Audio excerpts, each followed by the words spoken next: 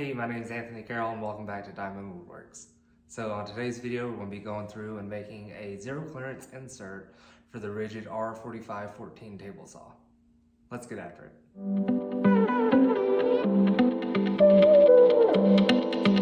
So the first thing we need to do is establish the size that we're going to need.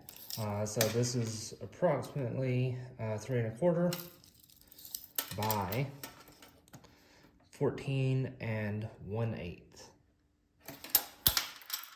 Now, looking at this insert, the factory insert here, there is some slop front and back here, just a little bit, probably about a 1/16 or so, but nothing really bad left or right. As far as thickness is concerned, this is exactly 1/2 inch thick. Obviously, the factory insert has these screws here and here, which you can adjust it onto the factory plates. And it also has a lip back here on the back side towards the riving knife where you can, where it kind of locks in. Another thing to consider is the riving knife. So there is not much of a gap back here for that riving knife. I don't want to take and cut any material off of the riving knife. I figure it's that size and that thickness for a reason. So removing any sort of a key safety feature off of the saw isn't something that I'm really interested in doing right now. I got a more manageable chunk out of that sheet of MDF, and I'm just going to use my Crosscut Sled here. There's a link in the video description below if you want to see how I built this thing.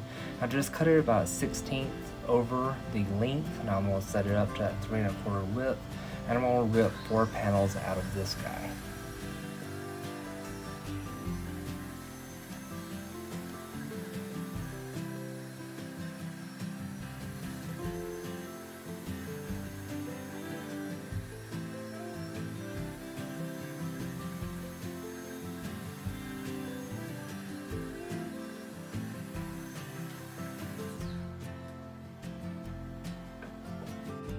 Moving over to the workbench, I'm going to take and lay the actual factory insert over it and just trace around the corners with a pencil. After I get all 4 corners traced out, I'm going to clamp them together, break out my DA sander, and just round over the edges, considering that's how the factory insert plate is. So on my table saw, the blade sticks up just high enough in its downwardmost position where you can't get the 1/2 inch piece of MDF to sit flush. So I'm just using some crazy glue and painter's tape just to stick the 2 pieces together so I can run the blade up through quasi safely.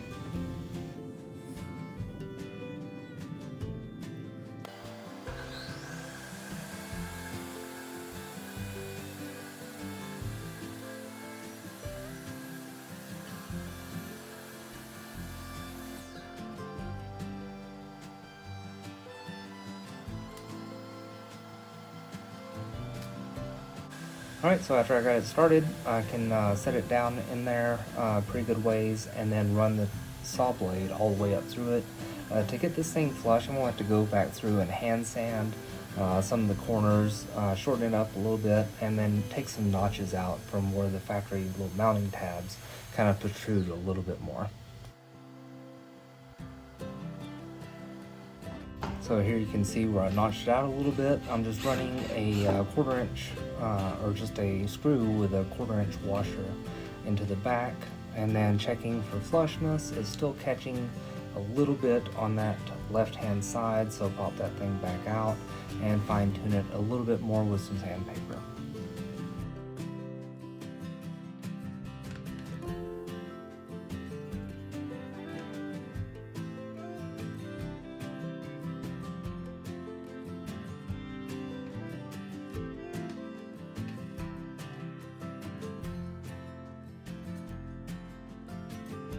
Probably one of the sketchiest things that I did during this project was just to try to take and make room for the riving knife. I figured I'd throw my sled back on and just drag it back ever so gently and slowly just to make additional room.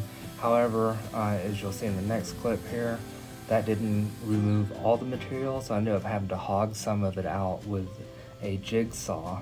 Hindsight being what it is, I would just do this from the get-go, as it was a lot safer, and you know, the end result's the same. You don't have to have the writing knife, you know, exactly zero clearance, because there's no cutting going on there, so you're not going to get the benefit from it. It's just a little safer method.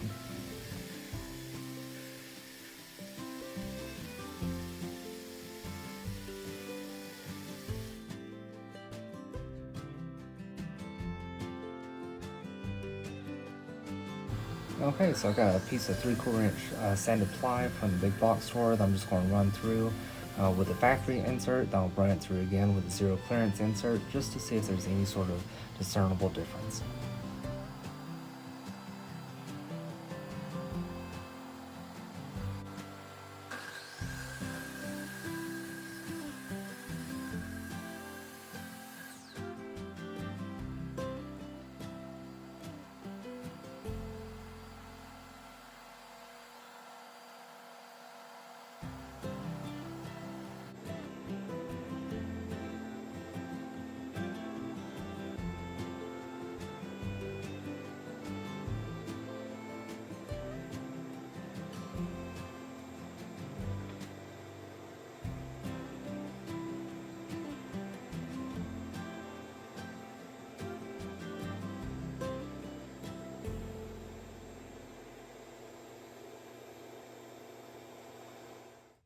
Alright, so that pretty much wraps up the video.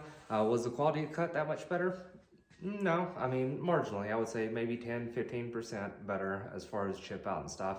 But then again, I was using sanded 3/4 inch plywood from the big box store. So if you're using nicer material, you might get nicer results. The biggest thing I wanted was this guy right here. So a dado throat plate. I think Ridgid wanted $30-$40, somewhere in there, in that neighborhood for theirs. I bought a just project panel of MDF from Home Depot for, you know, $25-$30, just a 2x4 sheet.